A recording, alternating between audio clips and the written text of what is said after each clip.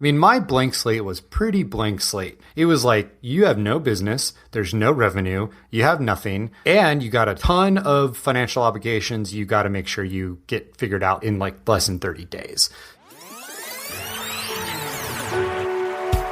Hey, podcast listener, even if you are alone in your entrepreneurial journey, know that today, right now in your earbuds, you are joined by thousands of entrepreneurs from all around the globe seeking to grow better, more profitable, location-independent businesses. If you'd like to learn more about what we do and download our entire back catalog, check out tropicalmba.com.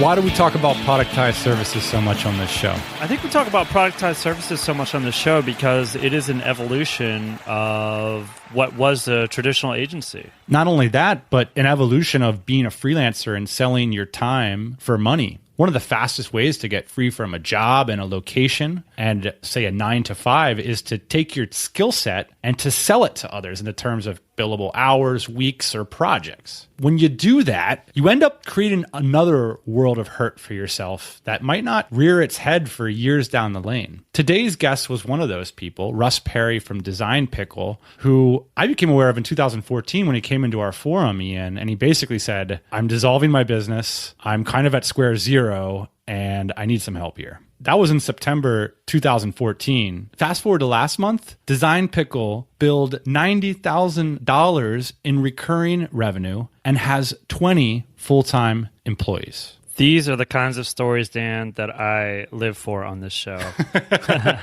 It's from the bottom of the bottom to rising up to the top. Everybody has a skill set that is valuable to other people. In particular, if you have a job, somebody's already paying you for what you do. So how might one resist the temptation to sell it by the hour and to create a product out of your skill instead? So we're going to really dig into how Russ was able to do that. So back to that first post, when I first became aware of Russ, that's how this conversation starts. I actually just read it back to Russ to find out where he was at that moment in his life. I don't want a pickle, just want to ride on my motorcycle. So let me read back a post that you wrote in September of 2014.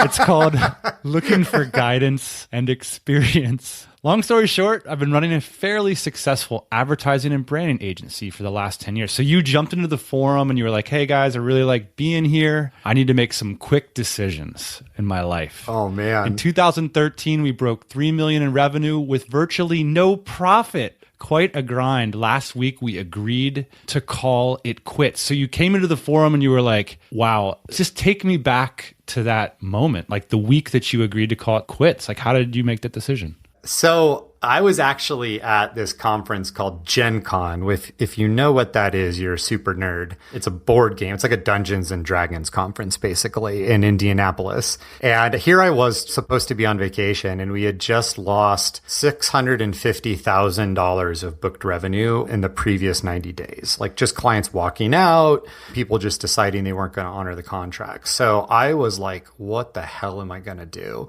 So I basically Skyped from the Marriott hotel lobby Wi-Fi in Indianapolis, my partner who was in Argentina. That's where our creative production team was then. And I just said, dude, I can't do this anymore. I had drained my savings.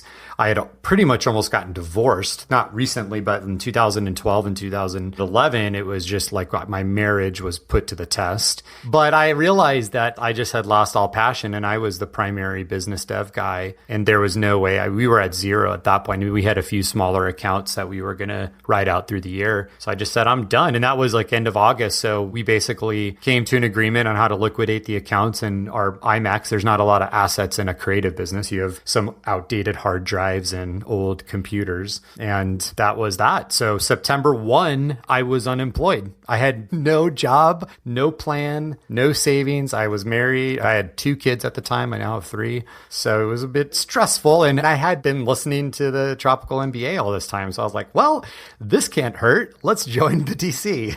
But Russ, you had $3 million in revenue, right? Ah, yes. The vanity metric of revenue. correct. And this is kind of gave me the experience at how to work with outsourced creative teams.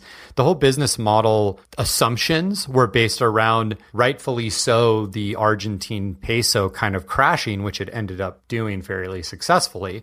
So my partner was an economist, and we thought, hey, let's build this model. We'll do all our production in Argentina, save a bunch of cash on the back end, and that will be our profits. Well, it turns out when you try to do everything under the sun, you can't get good at anything. And so we were having to redo so much work. There were so many problems. There was so much quality control issues that we just basically burned any hopes of profits around that. It's interesting hitching your business onto a failing nation or a failing economy, right? It's like a lot of times we'll build these businesses and you won't think who you're reliant on. And in your case, you're reliant on their currency in some way. Yeah. And it didn't work out so well. I was also kind of in the passenger seat a lot too. I had really thought many times, and we tried it from time to time, hey, we got to niche down. We got to specialize. There's no agencies being sold. There's no agencies that are really succeeding being this generalist type of group. And my partner, we're still good friends, but he argued really, it was just a partnership disagreement. He wanted to be the agency that does everything. And ultimately, we just kind of came to a stalemate and stalled out. What it really came down to, and this was just the epiphany I had, was I hated the agency model. It was like I was a slave almost in a lot of ways. Here I was with no more than 6 or 7 clients that were paying us $250,000 plus a year. And I was flying all around the country. I was doing things that were just underappreciated. Most of the ideas we sold were eventually watered down so much by the end of the day that they were a shell of the original concepts. I started the business to become an entrepreneur in 2005 when my first daughter was born because I didn't like having to request time off from Apple. And I was like, there's got to be a better way. I'm going to start my own business. And here I was 9 years later, and like back again, basically with a job that I was trapped in. When I look at your list of options that in September that you listed, one was you could be a consultant to make some short-term cash. You had a product idea for a car seat. At some point, there has to be a table where your wife's on the other side and you're telling her about your car seat idea. And what's she telling you? What are you doing is what she said. I actually have the prototype with the Raspberry Pi. It looks like a thing out of the movie Short Circuit, like all wired up in my bedroom of the car seat product, which I still think is called the Rock Block. I still think is a good idea. No, she was like, what are you doing? Like, she actually was recommending the consultant route. She's like, just consult. Just do nothing. Don't try to build anything. Just enjoy it and spend time at home and just relax. That was pretty much my end of 2014, was just like forcing myself to just pull back and enjoy the consulting life, which frankly was awesome compared to what I was doing. The fourth option here, it looks like the one that you said you built it in a weekend after reading a TMBA post about the idea. You said a productized service company. At the time, it was called giantprocess.com. So what's the story behind that?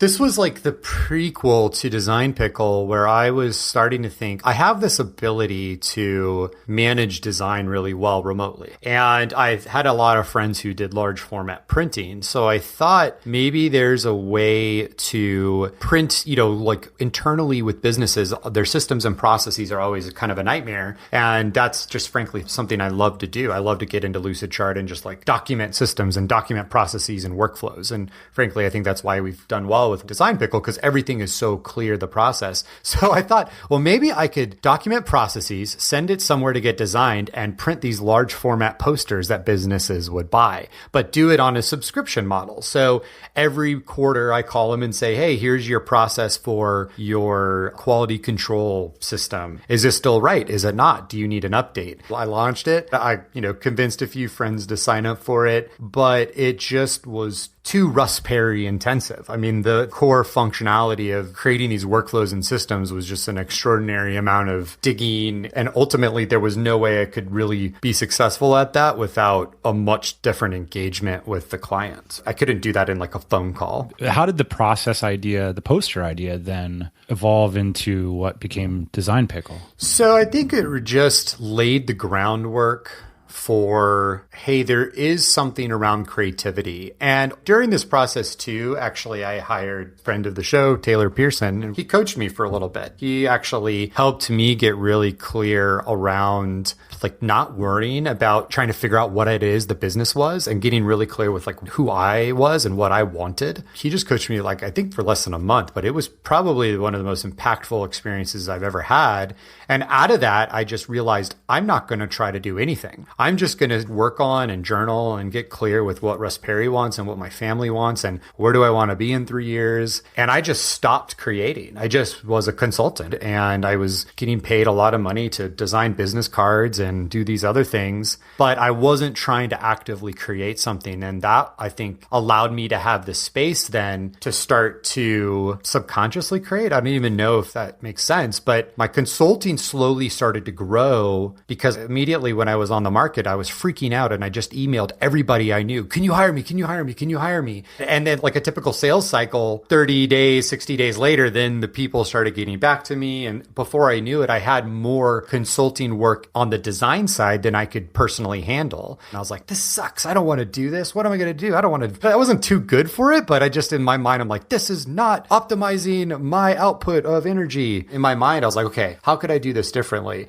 And I went on Upwork and the very first person I hired, not for anything other than to help me with my consultancy, was a project manager. And that person now is like my first employee in the Philippines who manages our whole team. Working in the consulting, he started to hire designers. I was like, oh, well, I don't want to design business cards. Here, client, here's an email. Just email this generic email I set up. And then it would go to my project manager and he would design it with a freelance designer. So we did that through December. And then I read The 7-Day Startup. And just to clarify, this is The 7-Day Startup by Dan Norris. Correct. Yeah. And I read it and I was like, holy shit, I have this business. This is my business, but for design. What? And it was right around Christmas time. And I was like, oh, I'm going to do this. I'm so pumped.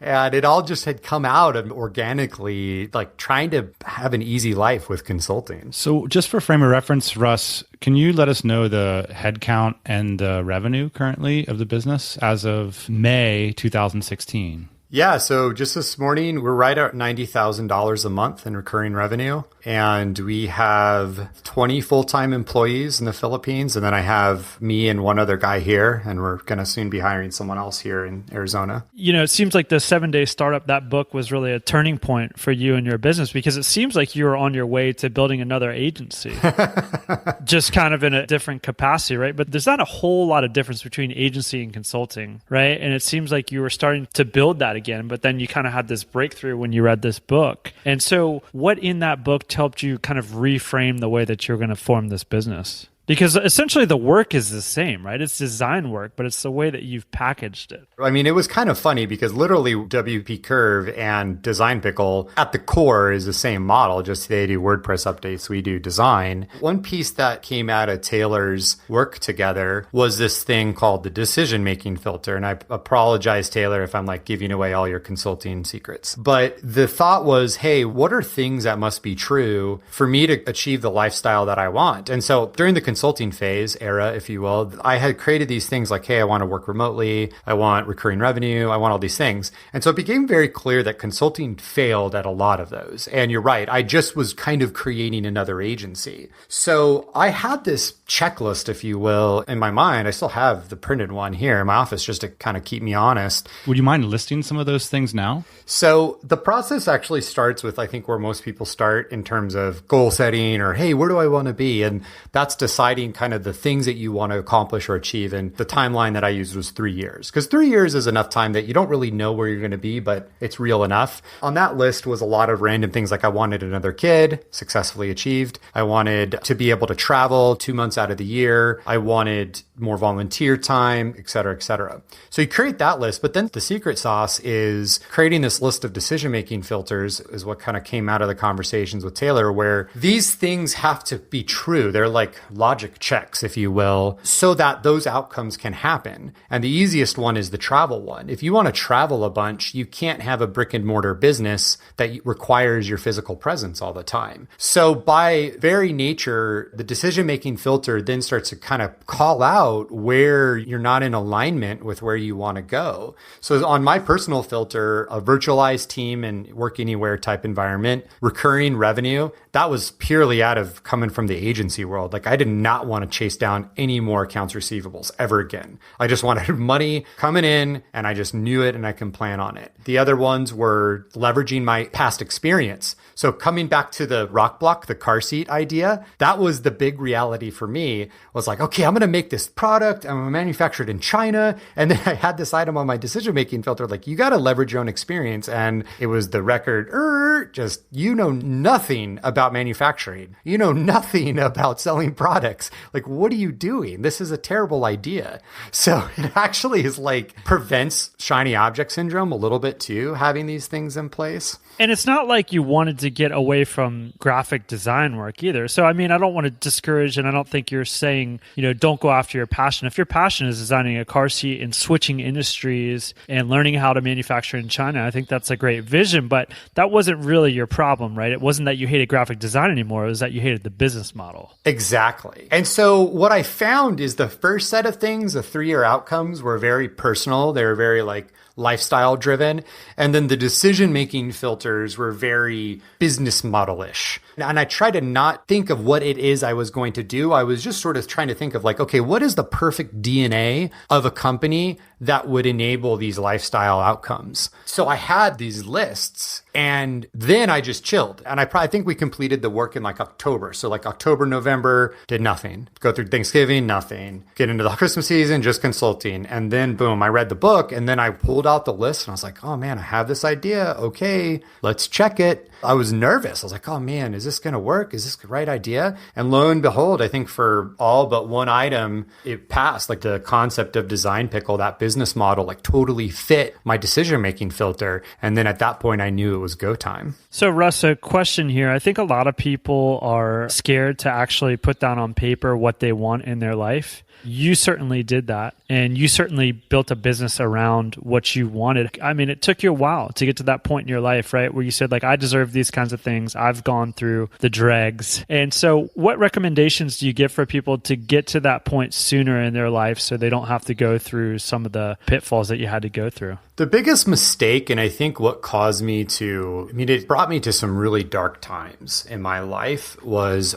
always trying to do what I thought others would want or what I should be doing as an entrepreneur, whether that's creating a $3 million business or, oh, I have to travel because that's what agency people do. I just had all of these scripts in my mind and stories in my mind of what a dad should do, or what an entrepreneurial dad should do, of what I should do to not be like my dad. I mean, maybe I had a lot of daddy issues. I'm not sure.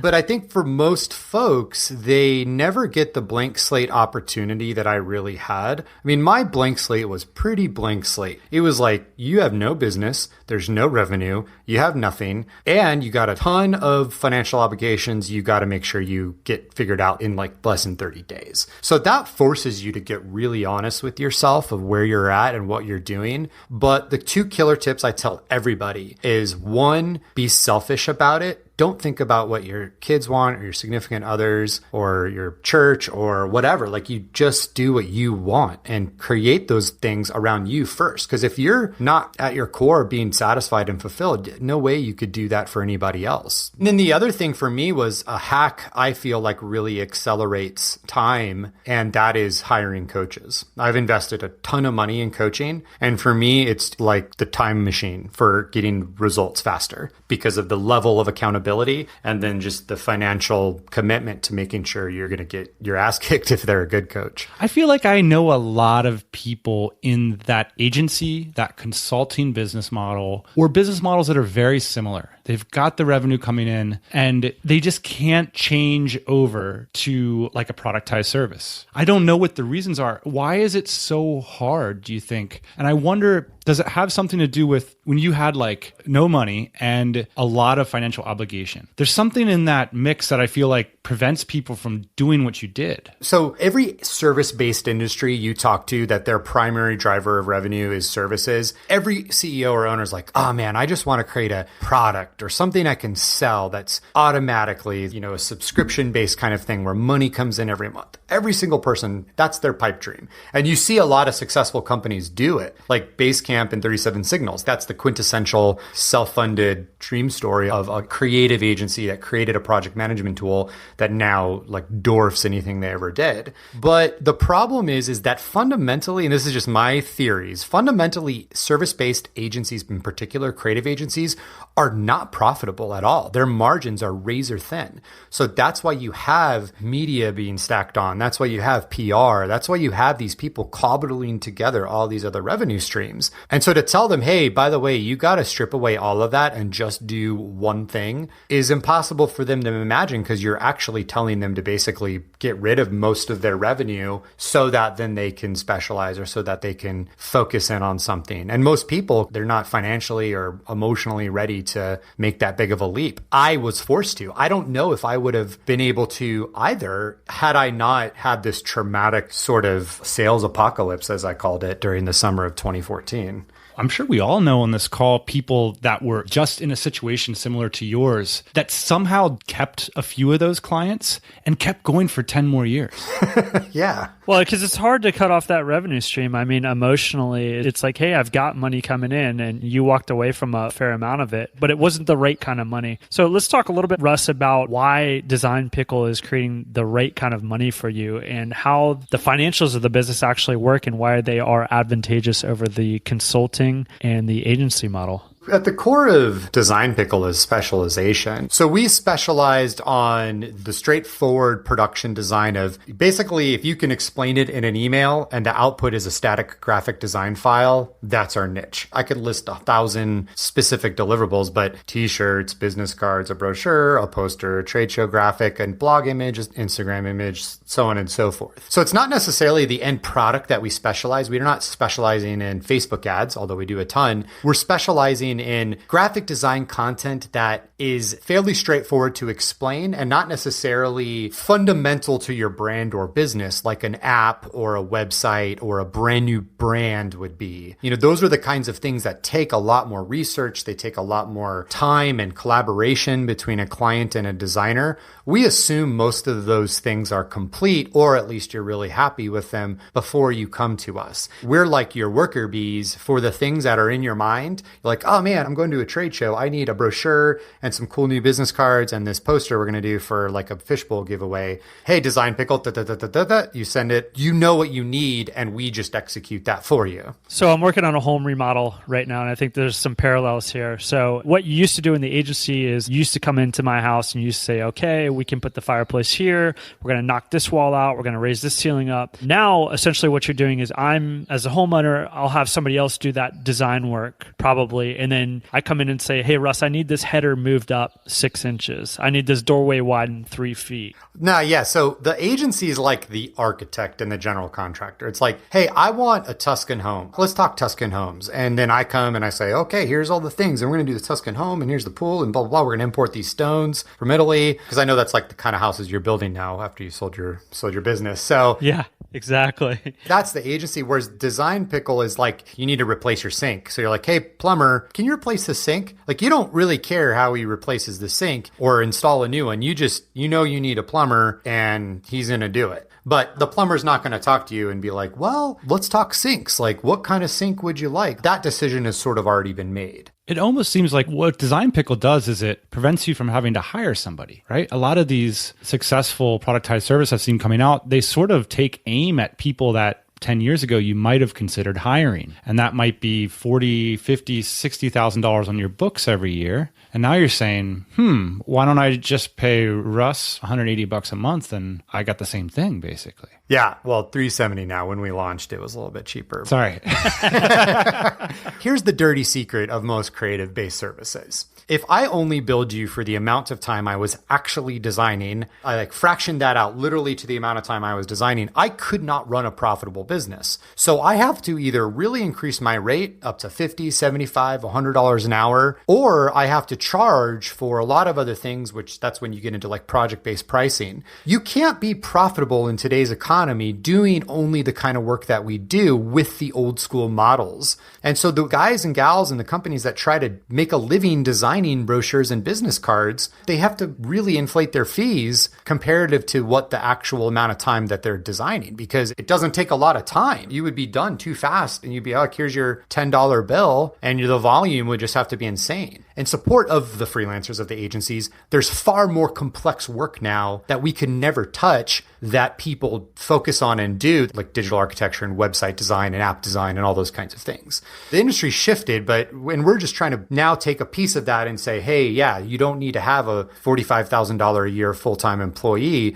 to produce your trade show graphics, especially if you already have a brand kind of figured out. Yeah, the interesting thing, I think, from a business owner standpoint is that is a real cost, So you have these projects, these little projects that come up, and they add up enough that you think like, okay, well, I think now I can justify hiring somebody for $45,000, $65,000 a year to do this kind of work. And then you find out 6 months later, well, we're not really making so many graphics anymore, but we got this person on staff. Do we let them go? Do we find some other work for them? As a small business owner, you're always trying to figure out how to fill that person's time. So that's the small business owner side of it. Now, your side of it is kind of interesting too, because people probably come to you, and I'm guessing you can tell me if this is true. People probably come to you a lot at certain times and then not so much at other times, but you're still charging them for the full time. Yeah, we like to joke we're kind of design insurance. So you can have the on-demand person like you would an in-house staff, but you don't have to go through the rigmarole of finding and hiring someone when you need somebody because you've let them go previously. And the interesting thing about that, I think, and this is kind of the core fundamental financial issue at play here, which is you're not trading time for money anymore so much. Yeah, and there's one more economic play which most people severely underestimate, and that is most designers are frustrating to work with or frustrating to find and hire. And I'm used to be a designer, so I can say this. It's 1 out of 10 that really can just hit the ground running. The rest of them, you're trying to figure it out and navigate it. So there's this sunken cost of your time just to hire, find, manage these folks that most people and business owners neglect. And that's the case too, even if you're only hiring freelancers and external vendors. It just is a consuming process. I have a niche question I want to ask. Coming back to the people that have these large revenue Franken agencies, there's a handful of people listening to this right now that have that company, and they've got 30 people sitting in desks. I'm curious as to how you felt about those people that were in desks for your agency, how you dealt with them. And was there a temptation at all to try to incorporate them into the Design Pickle move? Because I think that sometimes maybe there's a hope or a dream that if you're going to make a big transition that you could keep your staff. Which never works. Was it hard to let everybody go? Well, you got to understand, my creative production team was actually in Buenos Aires. So when I had my partnership, the arrangement was Arizona was account management. So we had all the account executives, we had all of the salespeople, we had all of the, there wasn't really much more than that. That was here in the US. And then all of our work was produced with my partner and his wife in North Buenos Aires. So what you're saying is if you can't see it from your porch, it's not your problem. Is that what I'm hearing? That was part of the business divorce, was he got that half and I got basically no debt coming out of it. So he got the team and the business and the accounts that we did have. And we had some pending accounts payables, some significant accounts payables that just exists in natural flow of the business. And he took over all of those. I was fortunate to have a clean break. Now, I've had friends here locally that have started software startups and done these other things. And 100% of the time, maybe with the exception of one admin or someone not they're more on the operational side, not on the delivery side of creativity or programming, they can keep somebody. But culturally, they're so different types of organizations, a brick and mortar desk type job and any type of software or productized service, that the crossover would just be too confusing for those people. In turn, you've got rid of all your employees. Are you basically turning around every time to somebody new when a new client comes on? I mean, I assume that you can tell us what the number is here, but you have 30 clients on recurring revenue, and then you have to have X amount of designers kind of ready to service these people. Are these people on staff that are working for you now, or are you contracting out to them as the jobs come in?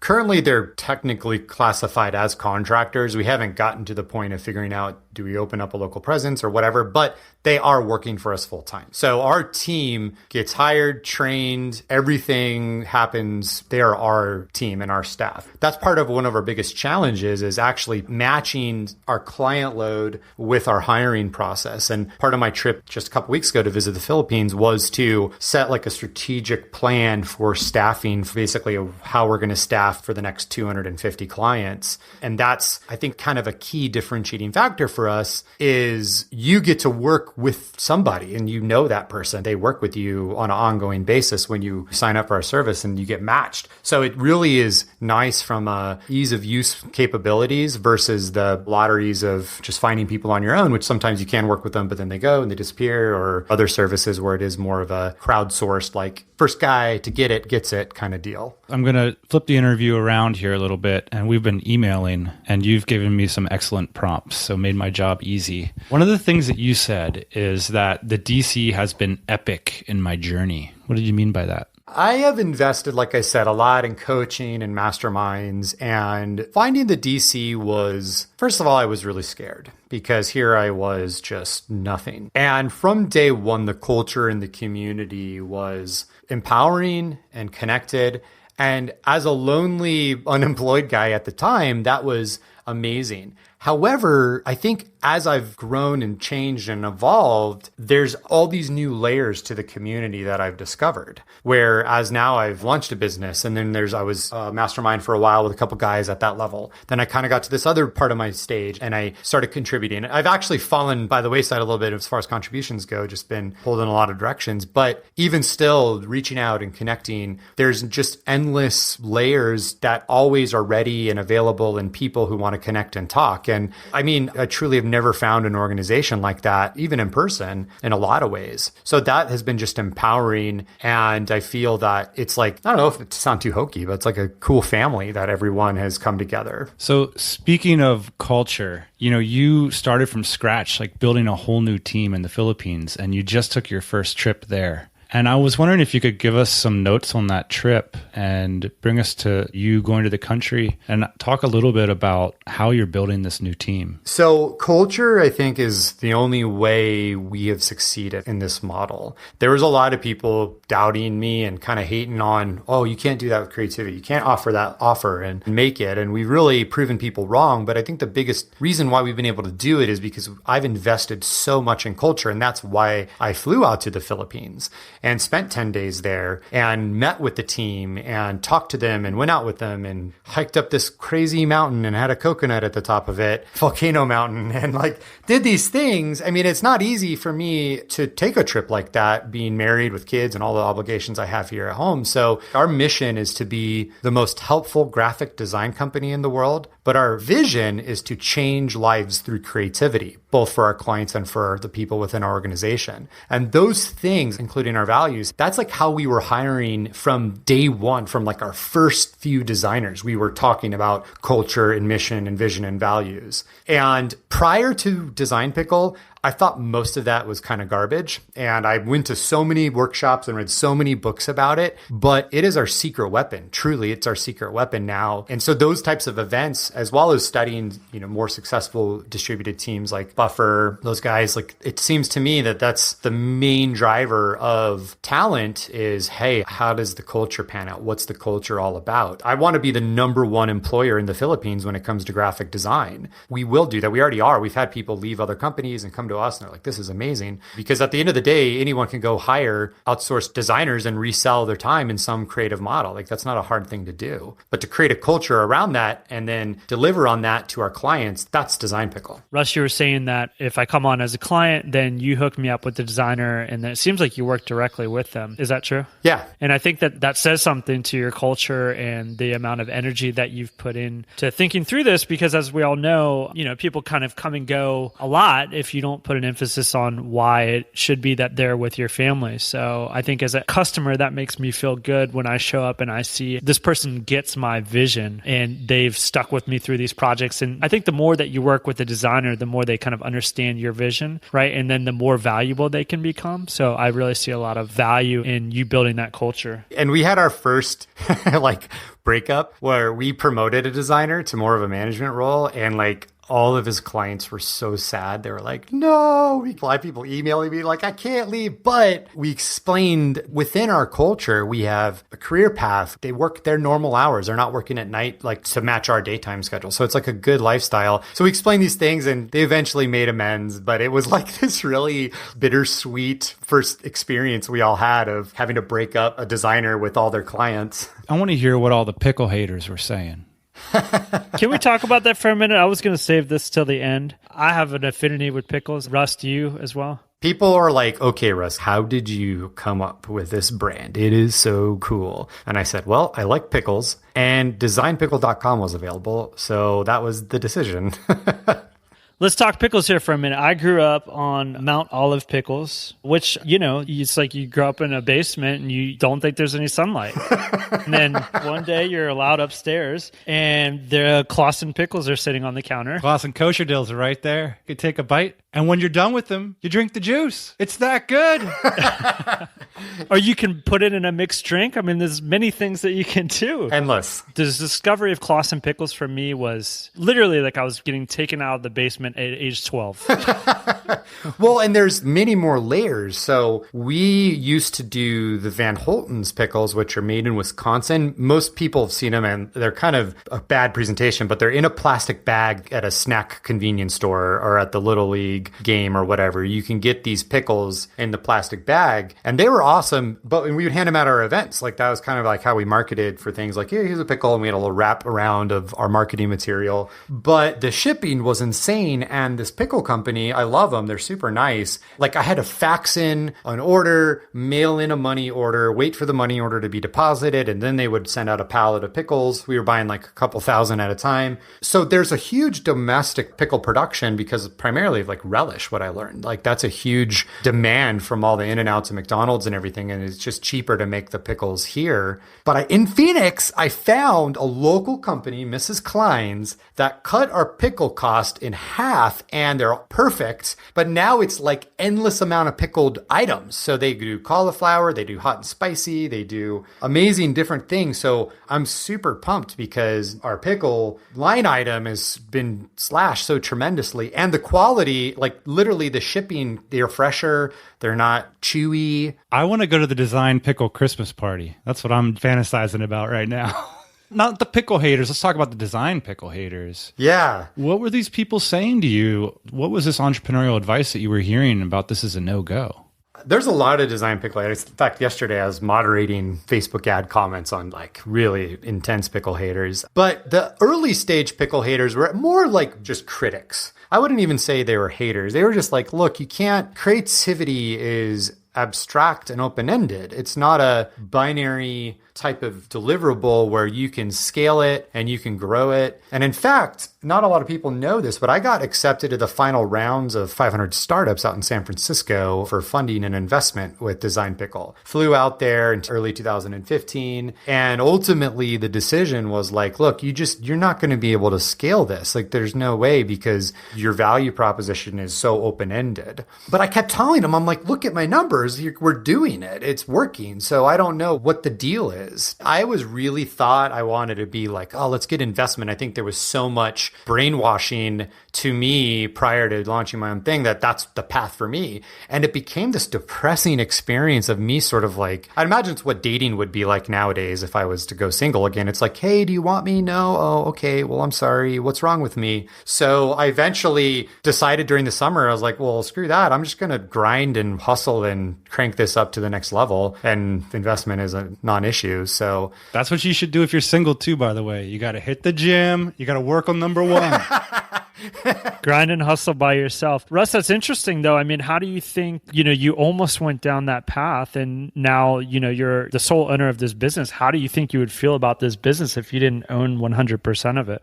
I'd be really sad. I dodged a bullet, totally dodged a bullet. And I'm surprised I even went through that process considering I just had gotten out of a business relationship with another partner that I was like, oh, I'm never going to get a business partner again. I didn't think at the time that taking investment was really getting another partner or another owner. Like to me, it wasn't, I was like, oh, I'm just going to get this money and can do whatever. But I've since now been in the scene here locally as well as track some other companies long enough to realize that you get more cooks in your kitchen. And I like being able to just focus and do what I need to do and trust me and trust my decisions rather than having to always try to figure out the politics or what ifs with somebody else. I have a kind of a final question. You've gone from, oh shit, basically, to scaling $1 million business in just over a year. And at the beginning, when you started, you persevered through the critics, you put it out there, and you had this list of things that you felt like the business would meet, personal criteria.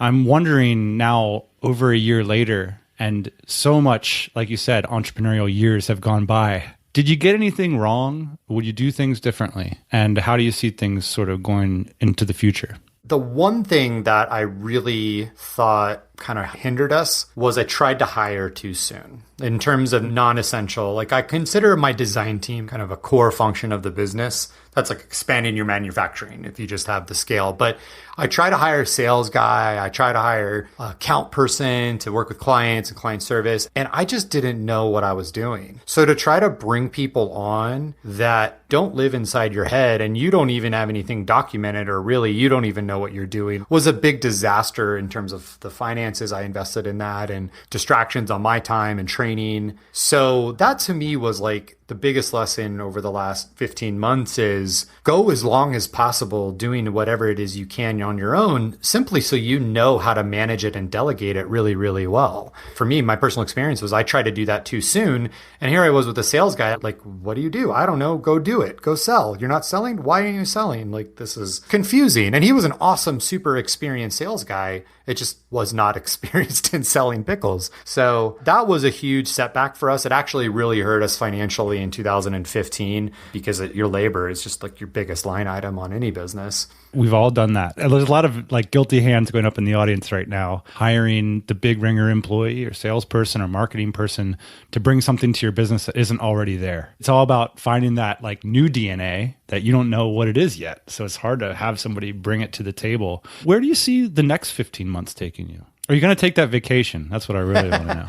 Well, I am going to California for a month in Dana Point. That's going to be exciting. And then next year, we're going to go to Japan. That's where my wife is from. So we're going to go down to actually where a lot of the earthquakes have been in Fukuoka down there. For me, it's just staying true to our core values. The metric is designers, because if I have good designers, then we're going to be growing regardless. So I want to get to 50 staff. Our big goal is to $10 million business annually. I hope we can do that in the next couple of years. We just dropped a lot of coins. So if anyone going to the Orlando conference for digital marketer, they're launching a new conference. We're going to be sponsoring that. That's kind of like our first biggest investment ever in marketing. So we're going to see how that goes. And I've learned though that like me or one of my team dressing up as a pickle and handing out pickles is like a highly effective marketing strategy. We're just going to double down on that. Russ, tell me you're going to come to Bangkok in October, dress up as a pickle. You'll make a great return. So you guys reached out and talked about Bangkok last year, and I was having my daughter. She's born on the 29th of October. No excuse. The conference was on the 22nd, but continue. It's already pre-approved. In fact, I'm going to try to bring my wife out and Oh, make my. it a big trip. So I will be there, guaranteed. That's wonderful. This is probably worthy of bringing out the old applause effect. It's a conversion on the show. Russ, you got a really compelling story. Maybe we'll get to hear more about it in Bangkok. Yeah, I'd love to share more. That would be fun. Thanks so much for coming on the show, Russ. We really appreciate it. I don't want a pickle, just want to ride on my motorcycle. Well, I don't have anything to add to that. I think Russ pretty much came on the show and dropped the mic. But if you have something to add to that, we'd love to hear from you. We're going to be discussing this one as well as linking to Russ's business and all the other businesses that were mentioned in this episode at tropicalmba.com/pickle. Ian, do you really eat the pickle juice? Man, I'll tell you what, I flick it on my sandwich because it's got flavor. And if you want to know what I'm talking about, just listen in after the outro music to this show. Hey, thanks for listening to the Tropical MBA podcast. You can go to tropicalmba.com, get access to hundreds of back episodes and all kinds of other goodies. Load up your iPod. That is the cheapest way to fly business class on your next international flight. We will see you next Thursday morning, 8 a.m. Eastern Standard Time.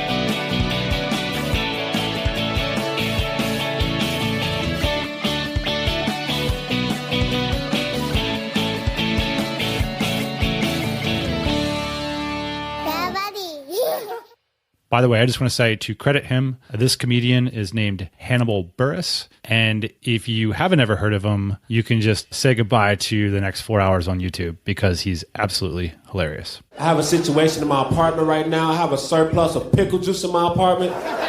Too much pickle juice because after the pickles are gone, I don't like throwing out the pickle juice. It just feels wasteful. So lately I've been dipping my fingers in the pickle juice. And then I flick it on my sandwiches for flavor. How many flicks does it take to properly flavor a ham sandwich? I say between 7 and 11, depending on how big your fingers are and how long you leave them immersed in the pickle juice. There's a lot of variables. I studied this. I get home one day, all the pickle juice is gone. That's my roommate. I know I said I live alone earlier.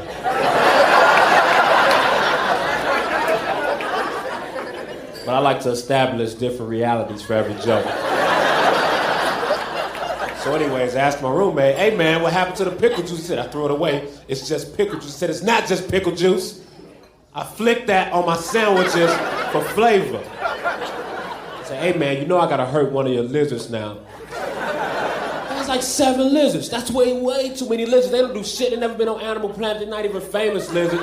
They are random lizards. They chill in my apartment all day. They have lights on them all the time, but they don't put any money on the light bill. Who these lizards getting all this free light? I pay for my light. I'll fry one of those lizards and have a lizard sandwich and flick pickle juice on it.